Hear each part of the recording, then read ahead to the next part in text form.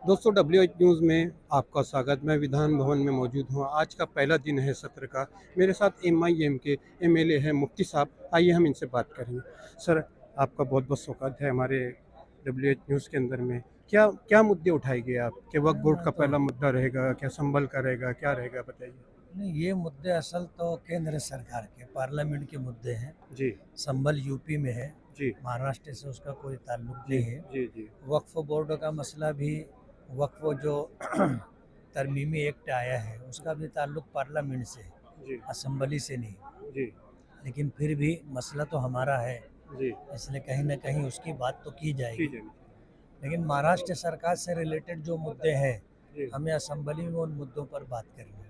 जी सबसे बड़ा मुद्दा जो है, जी हमारे मालेगांव शहर के अंदर सट्टा है, जुगार है, और इसी तरह जो है नशा और चीज़ों की खरीद व फरोख्त है, जी गुंडागर्दी, दादागिरी है, जी राशन से गरीबों को सही तरीके से अनाज नहीं मिलता है। जी इन मुद्दों पर हम बात करेंगे। जी आज तो हाउस शुरू हुआ, ख़त्म भी हो गया। जी और नमस्कार,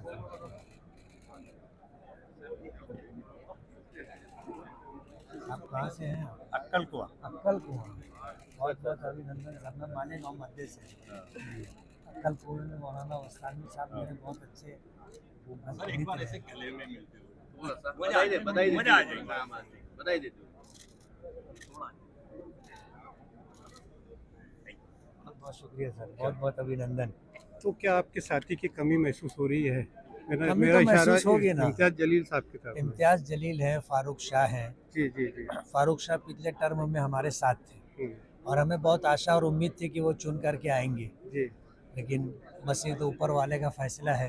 जी हालात अच्छे भी रहते हैं, बुरे भी रहते हैं, जी लेकिन कामयाबी और नाकामी तो ऊपर होती है।